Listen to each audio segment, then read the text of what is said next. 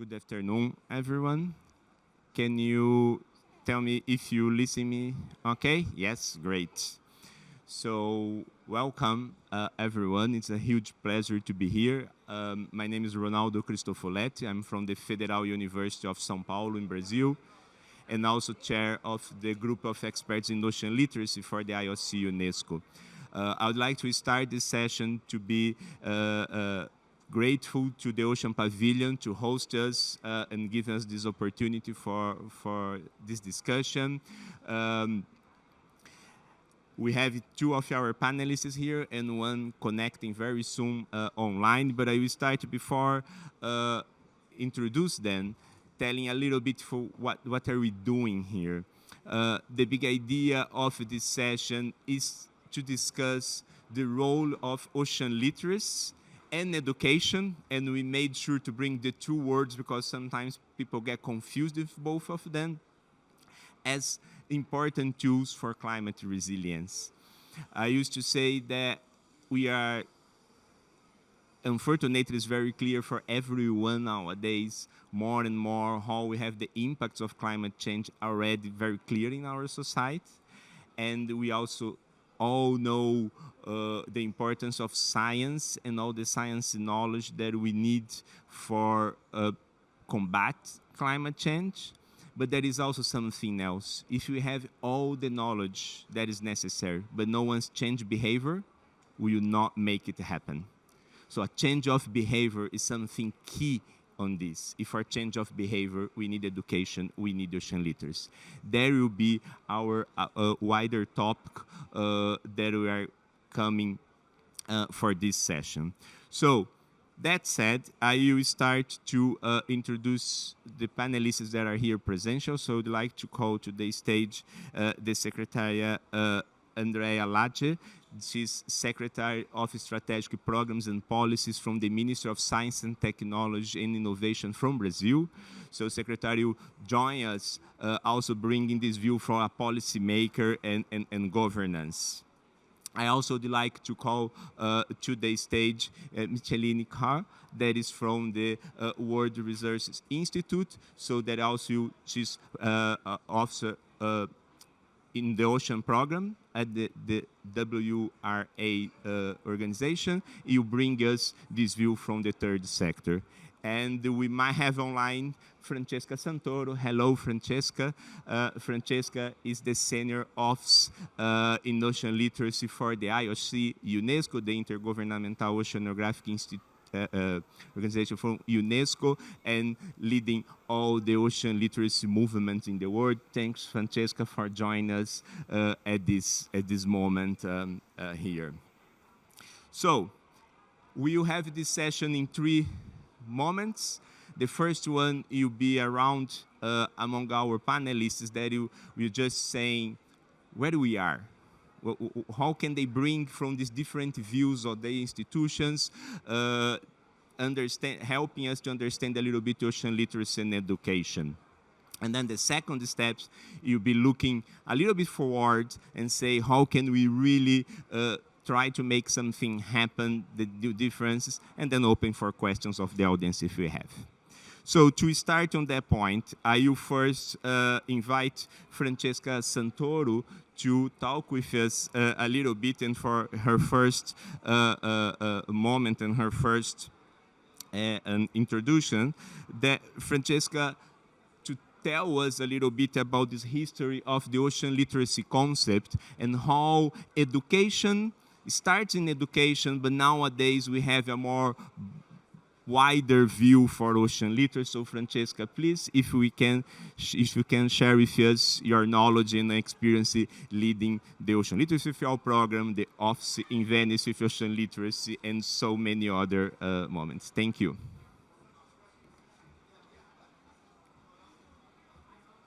Hear me well.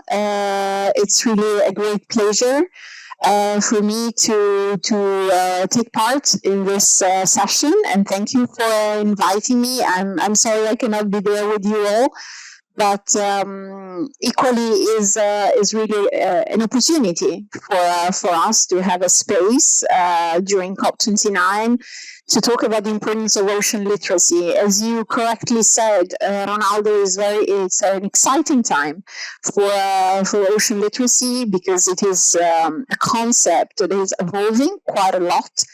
A little bit of history for those who are not aware.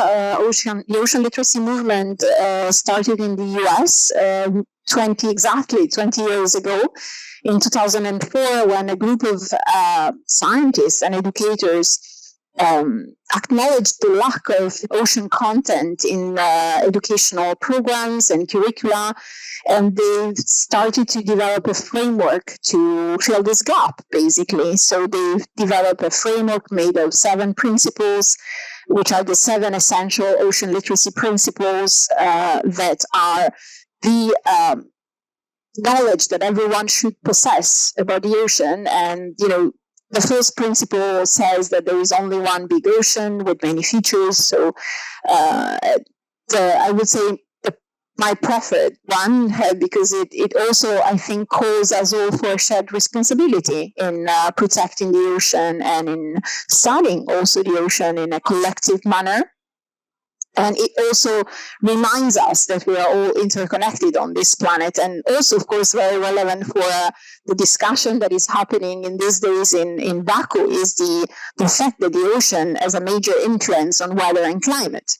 And this has been neglected for so many years, even in the context of the UNFCCC, in the context of the Conference of the Parties.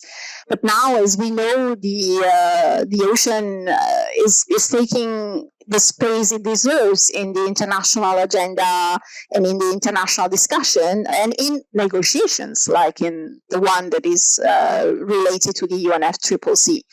So ocean literacy started as a tool, an approach for formal education. So again, as I was saying before, to really fill a gap in the curricula of the US at the time, and then this movement started to be to expand outside of the US, in Europe, for example, when there was a first ocean literacy conference in 2012 in Bruges, in Belgium, and when we started in Europe to discuss also what is ocean literacy, how also to fill the gaps in the curriculum program in Europe as well.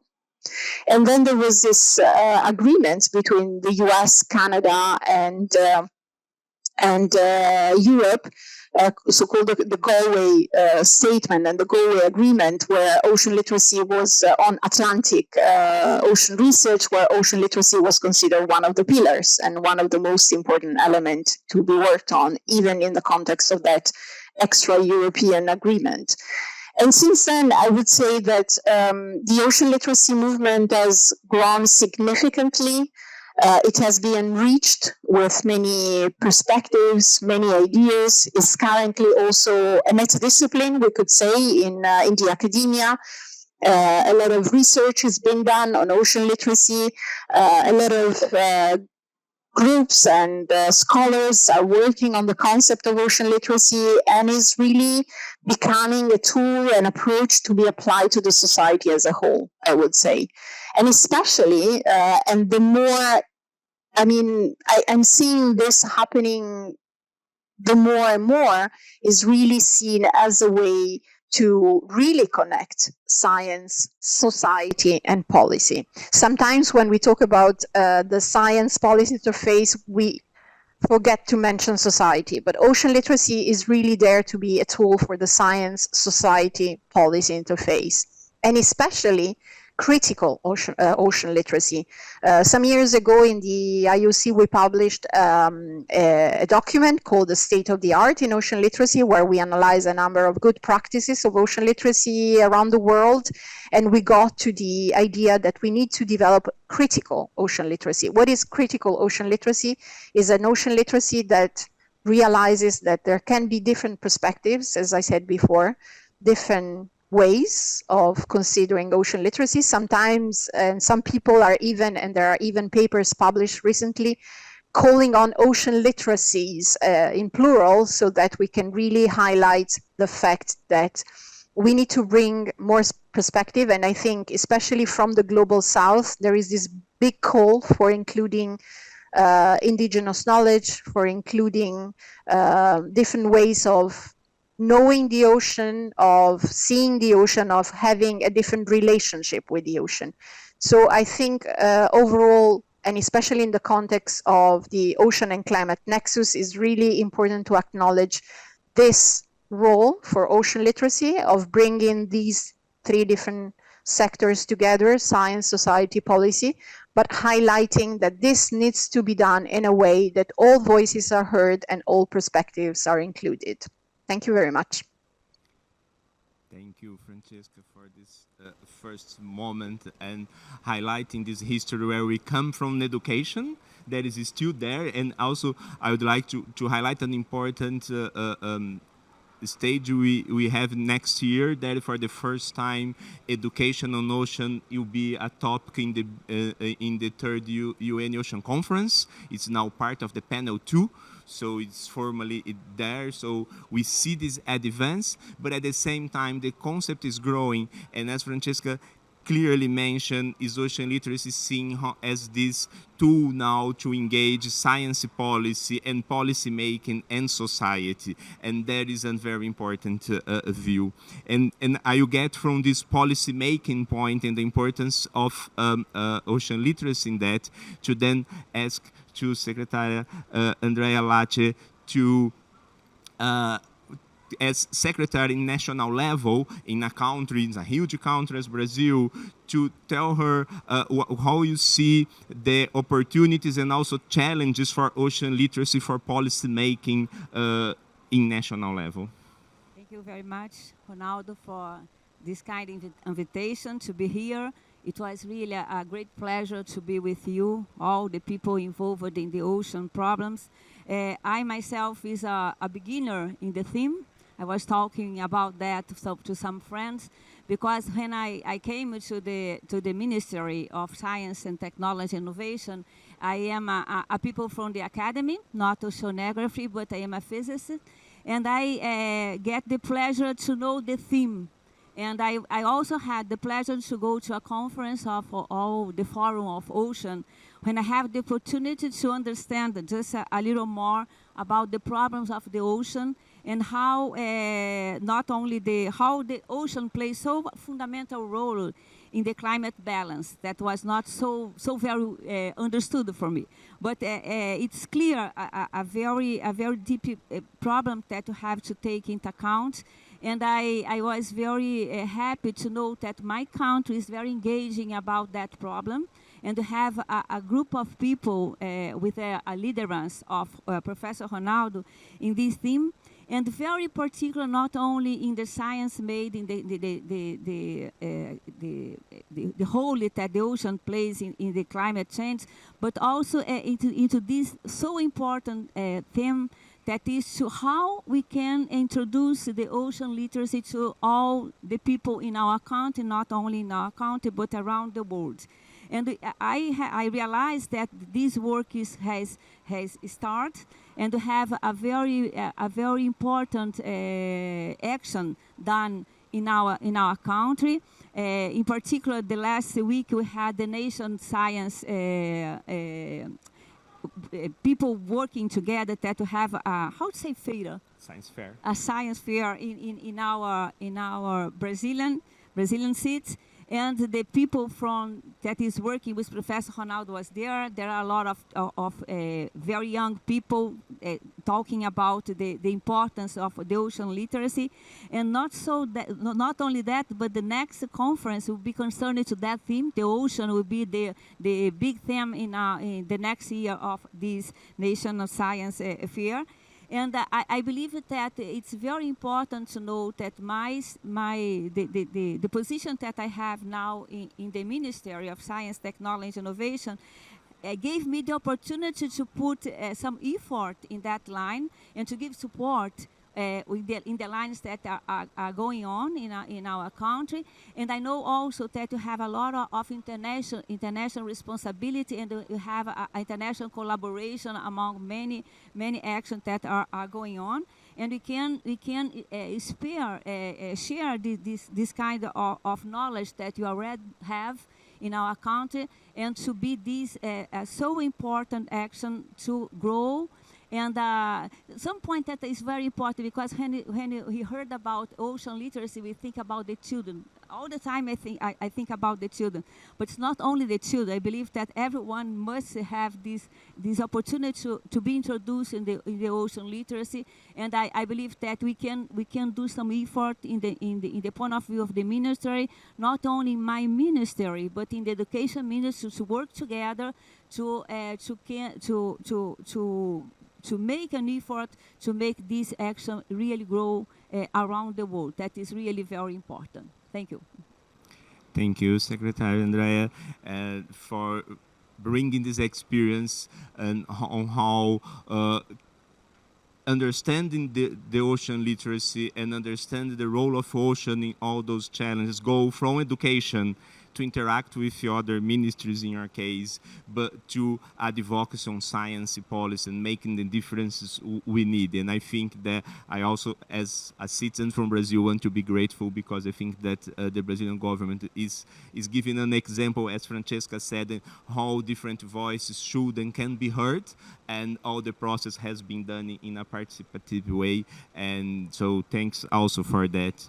And that said, I would go now, as Francesca said at the beginning on the ocean literacy concept, you were saying about the science, policy, and society interface, and understanding all those three together. And I would like to ask, then invite Micheline to share her experiences through the World Resources Institute, considering from the view of the ocean climate nexus, what are the experiences that we can have from the third sector, from NGO?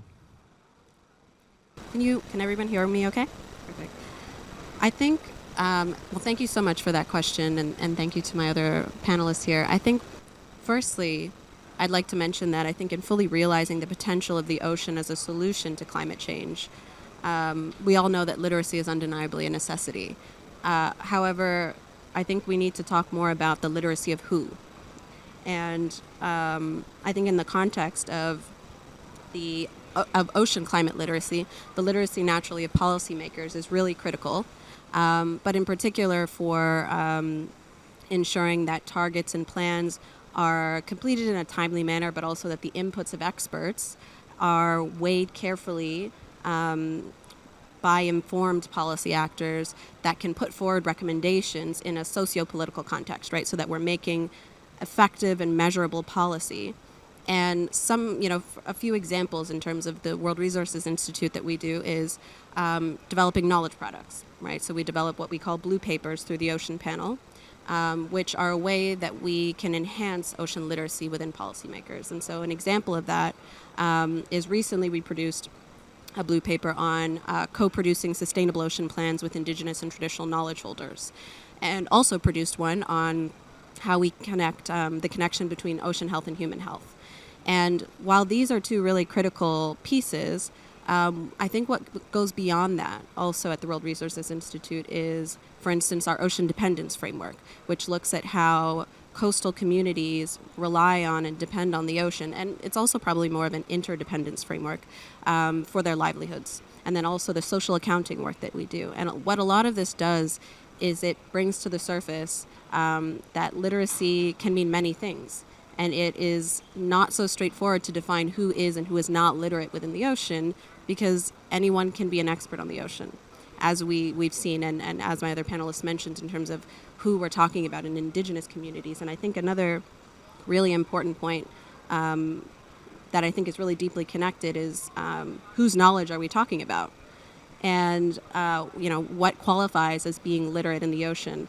And as one of my panelists mentioned, Indigenous knowledge systems. So just remembering that they're a system, and they have been developed and verified over millennia, and are really critical to solving global challenges. And Indigenous people are some of the most sustainable ocean users, and their knowledge systems are critical to solving these problems. And I think when we bring it back to this ocean climate nexus, it's important to understand that the ocean climate nexus means understanding that ocean health is inseparable from climate stability, And while this education is foundational, so understanding all of these pieces is really critical.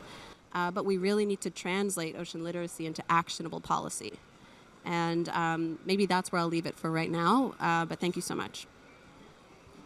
Thank you so much, Micheline, for sharing this and bringing this importance of the different knowledge systems. I think that's also a key pillar of the UN Ocean Decade, and seeing these examples, and also when you mention about the One Health and how human health and ocean health, environmental health, all together, that is really important. And I will take from your question of the beginning for ocean literacy for who, go for our next round, our second moment, and starting with one of these examples from a document you'll be launching from here now. And the documents what you're seeing now in the slides is in Portuguese. It's being launched now, but we have worked for getting funding in the following days. Still this week, the English version will be available to be more inclusive for all the words. So, but I will show you a little bit about this document that is about blue cities, nature-based solutions for coastal climate resilience. It was done for the Brazilian Alliance of Ocean Literacy that is led by the Federal University of São Paulo, the Ministry of Science and Technology, and UNESCO, with the support of the Grupo Boticário Foundation. But to really understanding this for who and this importance that we need to give support for groups, our audience, main audience for this document, we consider policymaker at local level, so at municipalities. And I will show in 5 images why we decided to do this document this year. The first image comes from May in the South Brazil, Rio Grande do Sul state.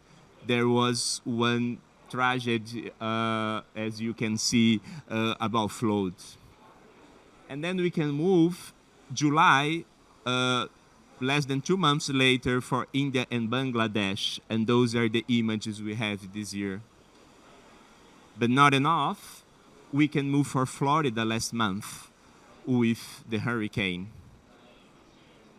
And not least, we can go to South Spain, Valencia, 2 weeks ago, and that's what we just got there.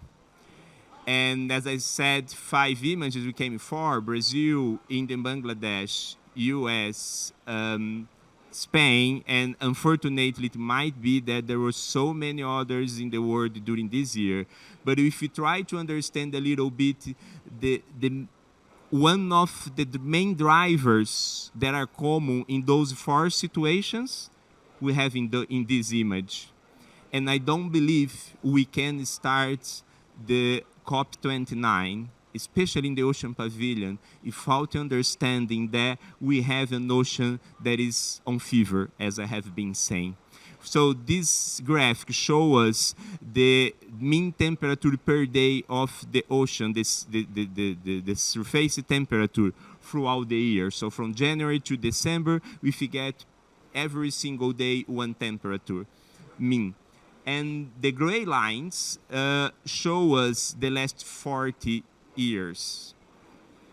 The yellow line or orange line is last year, 23, and the red line is 24.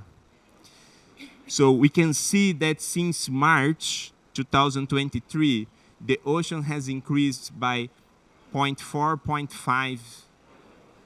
0.5 Celsius degrees, and that is kind of the same of the last 30 years. We took 40 years to increase 0.6, and suddenly we increased 0.4, 0.5. It's a huge impact. We are talking about 70% of the world. And the 4 main tragedies we saw before has also the problem of an ocean that was much above of high at the moments of the tragedies. So, in addition to that, the cities are not prepared for the extreme events. So the idea of the document was to bring in here climate change, first understanding the challenges of climate change, and second, bringing a lot of nature-based solutions that go to restoring natural ecosystems to mix actions we can have of gray engineering, blue and green engineering all together, just to show you how it is bringing. So we can show what are the main vulnerabilities, and then we can bring one example here is the seawalls, the blue seawalls, the eco-engineering that can help, for example, the coastal resilience in urbanized areas where instead using gray engineering, we can bring biodiversity and enhance most of the ecosystem services in the area, and then talking with that policymakers, what are steps they can make that goes from the co-designed solution with their local communities that go to the laws and governance that are needed to have nature-based solution once we need to understand that this is growing, this is unfortunately will be increasing throughout the time, all those events. So we need our cities to be resilient. We need a change of behavior on the governance of the cities from the private and public sectors. We need new actions, and for that they need to understand, they need to be ocean literated also and understand what are what's the role of the ocean in that stage and what are possible solutions that science is already bringing for them. So this document is a synthesis of this. As I mentioned, is already available in Portuguese, and very soon, the following days, will be also in English. So also bringing this contribution to the COP29 that might help us understanding a little bit of climate resilience, I would like to go back now to Francesca and ask her to share a little bit about her views and experiences and ideas also for us considering the Blue Cities movement. It's a movement that is increasing everywhere in the world. And so Francesca, please, if you can talk a little bit on that. Thank you. Thank you, Ronaldo, and thanks for your work on this. And again, it's great to see Brazilian leadership in the field of ocean action, ocean literacy. I really want to commend your work and your leadership, but overall the leadership of your country in really stepping forward. And it's great to see that, for example, this will also be supported by a private foundation. So to see how we can and we all should promote private public partnerships if we want to move forward. I think is really important to highlight the role of cities. We know, and as you showed, that a lot of cities, coastal cities around the world, and I live in Venice, so I know very well what is to live almost daily, the impact of climate change and sea level rise, and how it's important to start putting in place concrete policies from the local level. And somehow, going back to what I was saying before regarding the science-society policy interface, it might be, let me use this word, a little easier to work at the local level to influence policymakers and local decision makers because of them being closer to their electors. Sometimes working at national level might be a longer process, a more challenging process. But working at the local level can prove to be very effective because the impacts of the climate crisis, for example, are seen by the citizens, and the citizens are asking to their local decision makers and policymakers to take actions and to take decisions. As you know, Ronaldo, but for all people there and those who are, also watching online, last June we organized in Venice the first World Ocean Literacy Conference, and we defined together what we call the Venice Declaration for Ocean Literacy in Action, which is a 10-point action paper that defines the priority of ocean literacy for the next UN Ocean Conference, as you said, Ronaldo. but also for the years to come, and I would say until the end of the UN Ocean Decade. And the first point there is really related to participatory urban planning.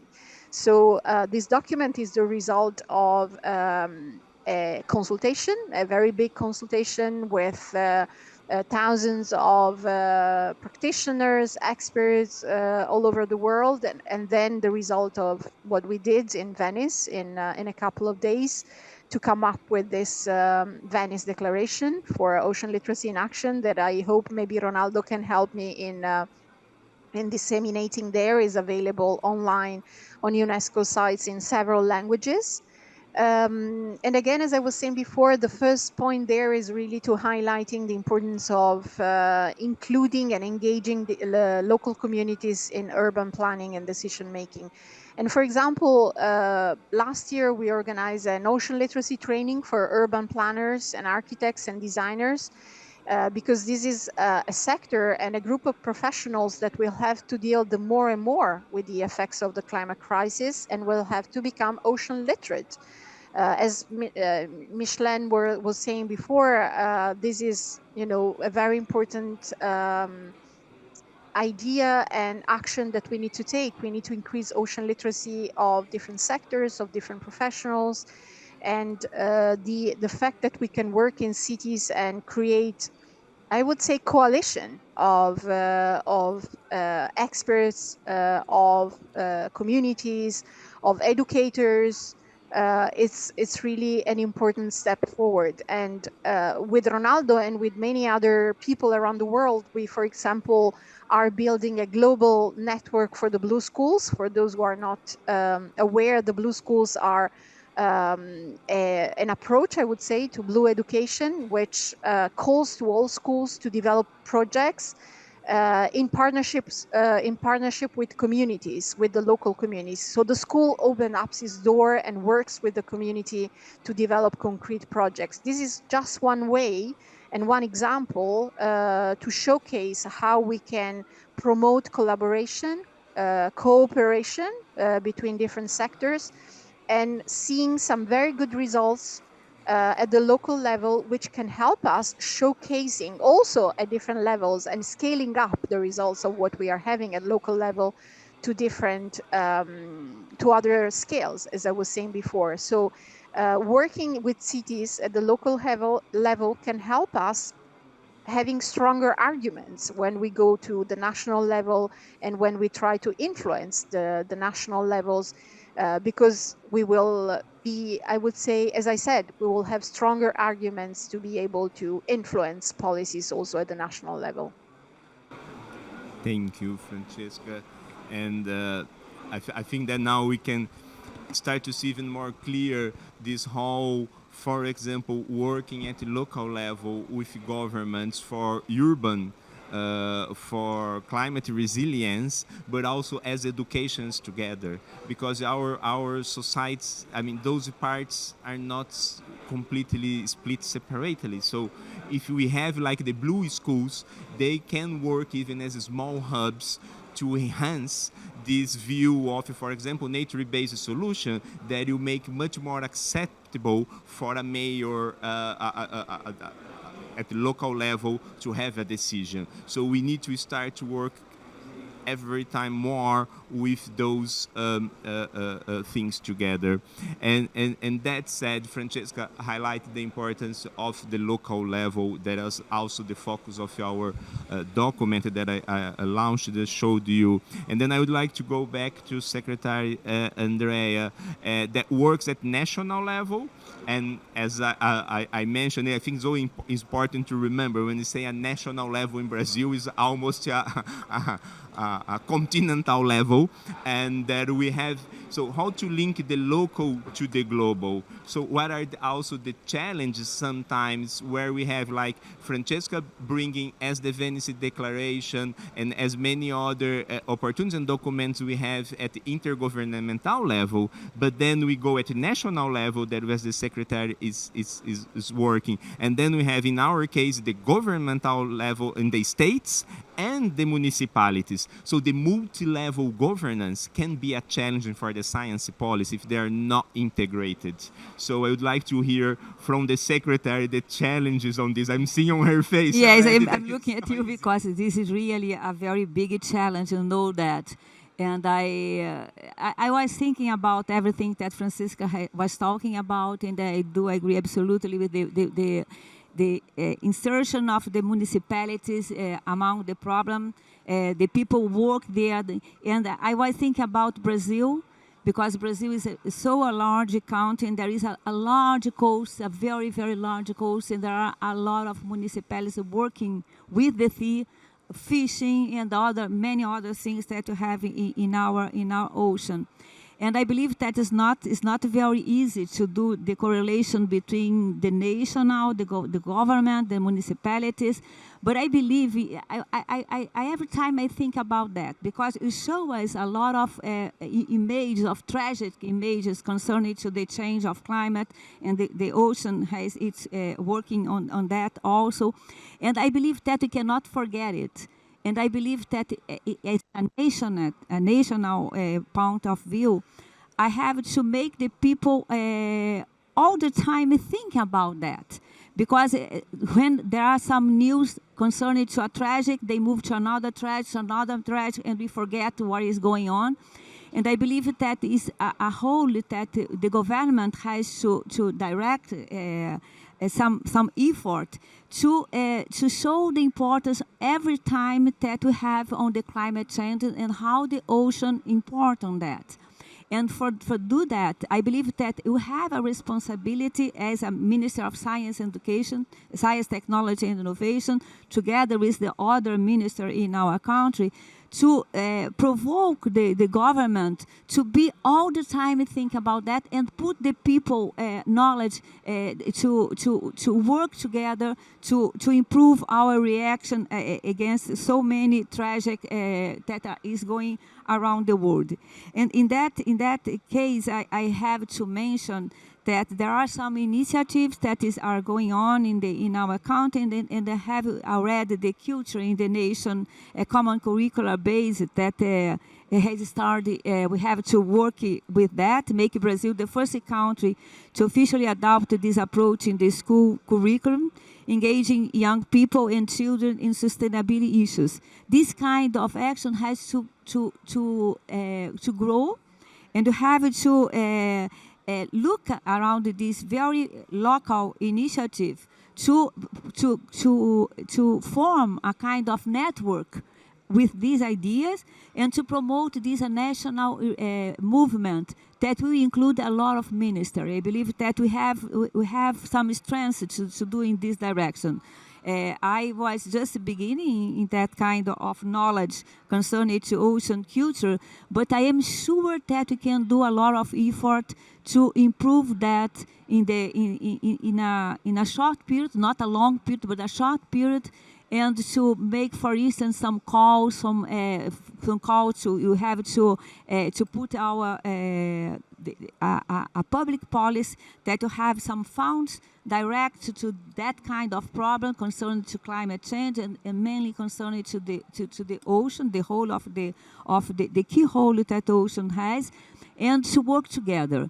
I believe that's not easy. We know that mainly thinking about our so big country that we are, but I believe that we have the opportunity to do that, and to make these kind of actions of the Blue School and other ones that are growing in our country, to promote it in the international scenario, and to work together in a kind of very big network in our country and around the world also. Okay? Thank you, Secretary. That is it from global to local, with the challenges and also opportunities. And as Francesca has mentioned and the Secretary mentioned now, I do believe that education and, for example, the role of Blue schools, even for science policy decision, can be important. We need always to remember, and at least I always bring it that from the perspective from my country again, is that a policy maker, if is someone in the politician, they need votes. At local level, the votes comes from the communities. and all the communities have a school. So if you work on if you go straight to the schools, we can influence science policy. Yes, we can make it, but that goes for the society view. So I would like to go back to Micheline, just asking about seeing these nature-based solutions for climate resilience and the role of the ocean, climate nexus. How can you see that from the societal perspective and from our organization? Thank you so much. And it was really interesting hearing your perspectives and the other colleague on the line. I think in terms of nature-based solutions, protecting and restoring blue carbon ecosystems in particular can help meet climate targets, right? By sequestering carbon, by enhancing coastal defense, especially by creating kind of these dual benefits for mitigation and adaptation. And I think with nature-based solutions like mangrove and seagrass restoration, they're essentially using the inherent strength of the ecosystems to support coastal defense, stabilize carbon, protect biodiversity. But I think what's also important is that, for instance, an Ocean Panel Commission report that we did last year showed that the ocean can contribute up to 35% of the emissions reductions needed to reach the 1.5 degree target. And that's a really important number. And I think even so, the knowledge, like this 35%, that has been produced by the Ocean Panel and by many other organizations and individuals has influenced the understanding and also driven the ambitions of not just, for instance, the 19 members of the Ocean Panel, which are 19 heads of state, but it's also had these reverberating impacts across the ocean and climate communities. And I think that's a really important point because when you talk about cities, coastal cities are huge economic hubs. And we really need to lean into that a lot more. And when we talk about these big international commitments, we're talking about NDCs, National Adaptation Plans, and BSAPs, we actually need to think about how that translates down into cities and local government and how we bring that up. So it's not about top down, it's also about bottom up. So I think that's a really important point that was raised earlier. And even so, even when we talk about, coastal cities, we also think about coastal communities who essentially live at the intersection of ocean and human life. And they are critical stewards of these environments.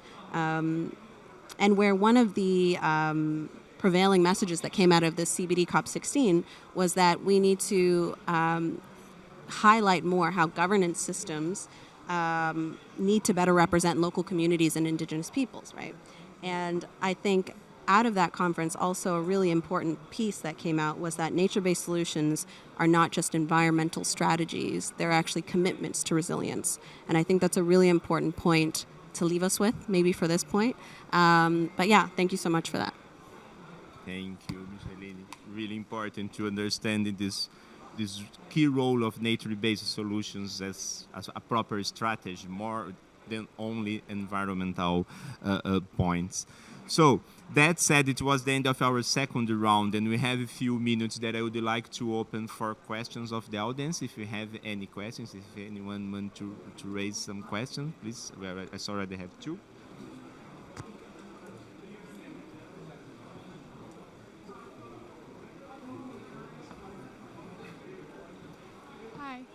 I'm Emily Seller. I go to the University of Michigan. I'm a graduate student. My background's all in marine science, so this is very relevant, very exciting. And I also worked at a nonprofit that did a lot of environmental education, so the ocean literacy really hits home. My question is, when you think about, obviously, youth, but we had a lot of people at my environmental nonprofit that were older, that were more maybe set in their ways, maybe not as familiar with ocean literacy. How do you think about framing and communicating ocean literacy to an older generation that is still important to reach and get on board, especially in terms of the election? And this hits close home for the United States, but and still a lot of the voting population. So I just am thinking about, obviously, a lot of youth focus, but also reaching communication on that end. Any strategies or things you found in your work? Thank you. Anyone wants to start? Micheline, please. I can start. I'll keep it brief so that everybody else can join in, but that's a really great question. And I think the first thing that comes to mind for me is actually this, the concept of intergenerational knowledge transfer. And so how are we creating more spaces for that? Because while we also want to pass down knowledge to youth, we also want to be able to uptake knowledge from youth. And so I think it's about creating more spaces like that. And I actually don't think we get enough questions about engaging the older generation, because they've been advocating for saving the climate for the younger generation for years now. And now it's actually we're saving the planet for the current generation. It's not necessarily for the younger generation or for, generations to come. It's for right now. And I think creating more of these hubs and spaces for that type of knowledge transfer is incredibly important. And also when we have events like this, you have a wide range in terms of age, expertise, economic backgrounds attending these things. And so I think having these types of conversations is incredibly critical. And I think also when we have events with like youth panels, I think just the event earlier today in the Ocean Pavilion was that. And with a lot of the audience members from a wide variety of age groups. And so I think we need to elevate a lot more of those conversations, providing more platforms for youth to speak, but also having probably intergenerational panels. And so we're hearing from so many different perspectives. So I'll leave it there and pass it on to whoever else would like to speak. I will not add many things because I believe, in my opinion, I don't know if I'm correct or not, but I believe it's not so difficult to talk with the older generation, because it's a problem that it's a real problem, and I believe that you have to talk more and to let the people know more about that. And I believe that the television is very important in that point, and have to appear in the newspaper more frequently. That is some kind of work that we can do together, and I believe that it's not a very difficult whole, I believe. It's my opinion, I don't know. And I want to know if Francesca also wants to add something, but I would go with the secretary and just saying, and that's part of the Venice Declaration and the White Paper 10 for the UN Ocean Decade. That is, while we have education as one driver of the process, we cannot forget about the strategic communication. So we need to get the target audiences, and in this case by age, for example, or the role of society, and have clear communication. And that is not always the communication. I will talk from my place here as scientist, the communication what I want to communicate as scientist, but what that audience need to hear to change their behavior. What is something necessary for them? And I'll go back for the document we're launching now. When we had the tragedy in Brazil in May, we just sat together, a group of persons, said, how can we help the mayors in that cities that are being destroyed? And sometimes they are not doing actions for resilience because they don't know what to do. So we said, we need to synthesize what is already there with good cases and give a document and just say, here is like a menu that you can start to work on this. So, but of course, and again, media, TV, and so on. And Francesca, do you want to add things, please?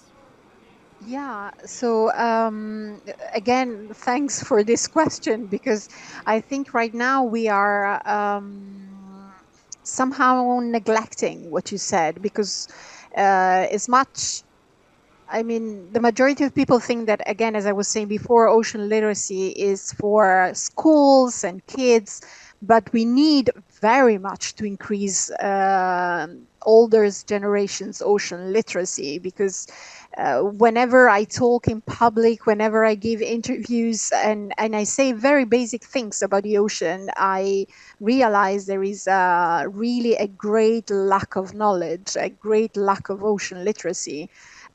So in my opinion, the strategy, because you were asking about strategies, the strategy is to find hooks. Of course, I mean, the basic of communication is to know who your target is. And whenever you know what your target is, because you can't talk about older generations, but maybe you need to separate different sectors, is really to understand what is the hook that you can use for your targets. So as before, I was talking about architects, urban planners, designers. So you need to find a way to let them understand that the ocean is part of their life, their professions. And whenever you find that hook, you then are able to make them understand that what you are talking about is relevant for their profession, for their future. So I think that's one of the strategies. You cannot define an ocean literacy strategy for like a generic group of professionals. You really need to find ways to differentiate your message according to different stakeholder groups. We have our final question here now, and then with that question, okay, we have two, so we can do the two at the same time, and then with the answers, I already asked the panelists to give their final message with those answers, because we need to keep on time here. I'm a professor from Federal University of Santa Catarina in Brazil, and I'm a oceanographer and a professor of oceanography. And it was kind of along the lines of her question, in the sense that I see a lot of a target on elementary school or basic school and mid school, but actually I think that university, the urgency of climate, right? So you could actually design courses for that target within the university in several sectors, that we are forming professionals that are going to hit the road right there at that moment.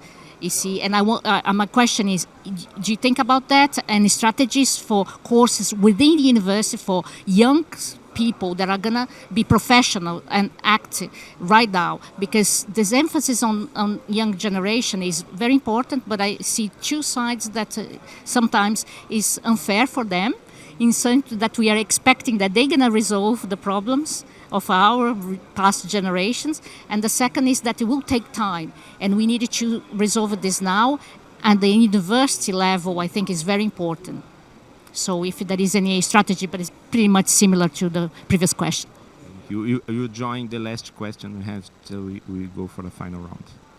Well, my name is Oswaldo Moraes. I am a teacher in Brazil. I am a physics also. Well, I have no question. I have one small comment. For me, it's very clear that all strategy that we are using is not correct. And the best example that you may have, we had on November 5. The population in the world that have access to the best communication select one denier for be his presidency. Well, if the presidency that was selected for the people that have access to the best communication select one denier, so it was clear demonstration that our strategy that you are using is not correct. Thanks, Osvaldo. Big challenge. Okay, I would like then to go with those messages and questions about also the university's role. Our final round, asking the panelists to give your final message with your answer already, because we need to wrap up. You can start second. No, I will be very fast. Concerning to the point that she raised before, I absolutely agree with her that we need to put something in the university. I think about that. It's a very important issue to include in all the careers, not only science, but communication, everything together. We need not only the case of the climate change, but also ethics, some other very important points that we are neglecting in not discussing that at the point of view of university. They will be very important, multidisciplinary, disciplinary, and it will be. I do agree with you. And to provoke our friend Osvaldo, I am very unhappy with your position, but somehow you are right. But we cannot think like you, because anyway we are doing nothing concerning to the human point of view about the climate change.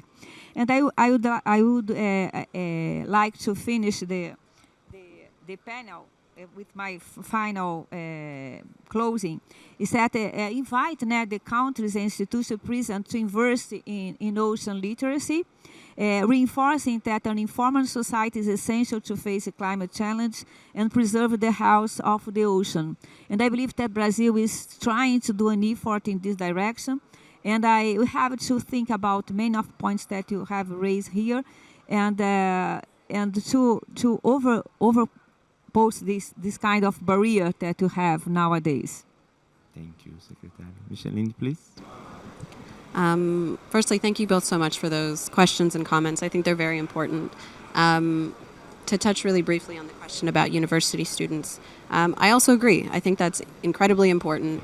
And I think, for instance, one project that we're working on at the World Resources Institute is actually with CalArts. And so we're working with art students to learn more about the ocean and to create these different projects that are trying to drive awareness about the ocean as a solution to climate change and the critical importance of it. So I think in a small way, those types of projects are incredibly important, right? Because I think we don't want to convert the converted. We want to be talking to people who don't already know so much about the ocean and about climate change. We want to reach those who do not.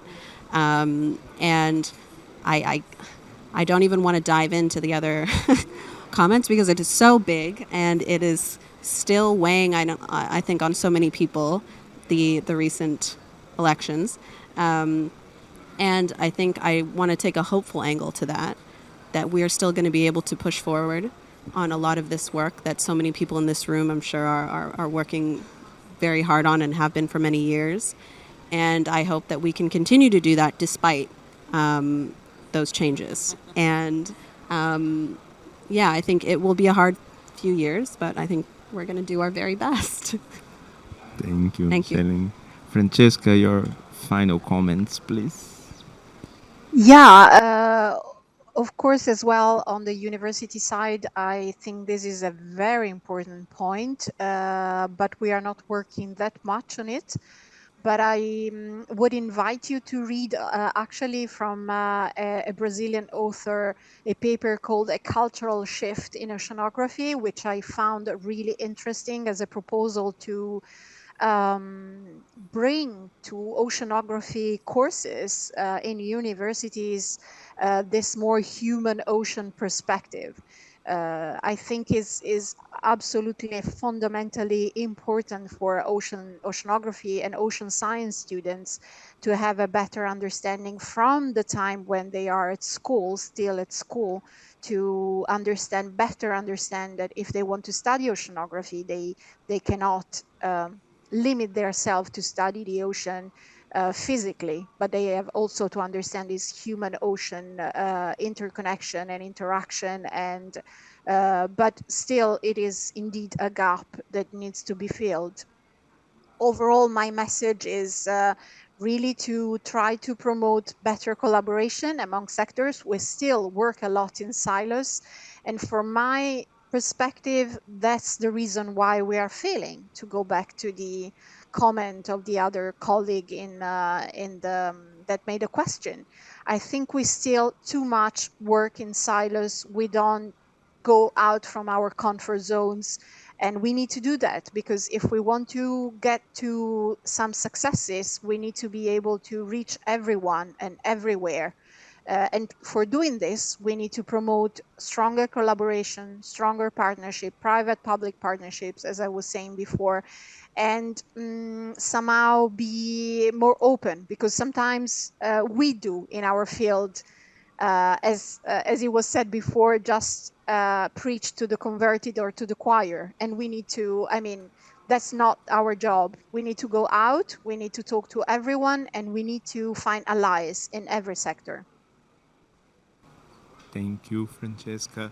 And then wrapping all this up is, and come back for what I also agree about the multi-level, I think goes, or not, multi-age and all the intergenerational.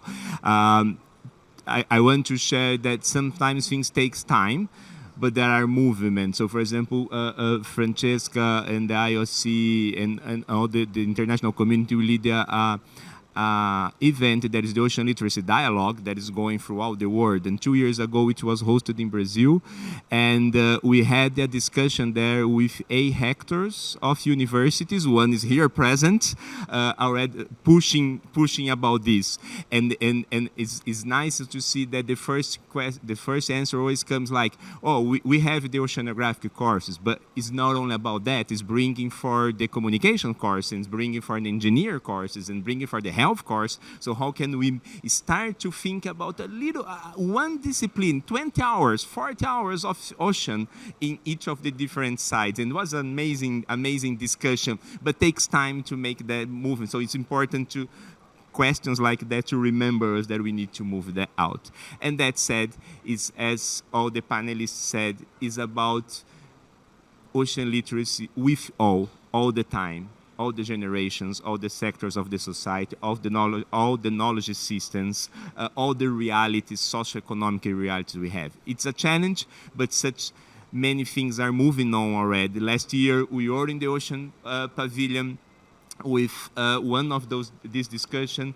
We can see some advances this year already, and hopefully next year in Belém, in the heart of the Amazon, we would like to start again the first day receiving you all for continuing this discussion. Thanks so much, Francesca, that is online with us. Thank you, Micheline. Thank you, Andrea.